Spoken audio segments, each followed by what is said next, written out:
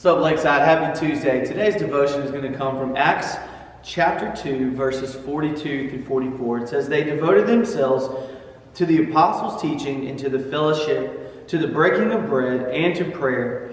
Everyone was filled with awe, and many wonders and miraculous signs were done by the apostles. All the believers were together and had everything in common." Here we see a couple of things. As the apostles are teaching their congregation, their church body, people are gathering together. They're gathering together to talk about it. And not only are they talking about what is being taught, but they're breaking bread together. So they are spending time together outside of just their regular church fellowship. They are breaking bread, getting around a table together, and having good conversations. And they're praying together.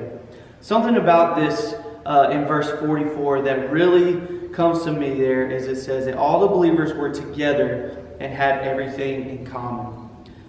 It does not say because they had everything in common that they gathered together. As they began to gather around that unified idea of Christ being the center of their fellowship and being the center of their lives, it grew them stronger together. So as a church body, our prayer for you as a church is find somebody to go and break bread together.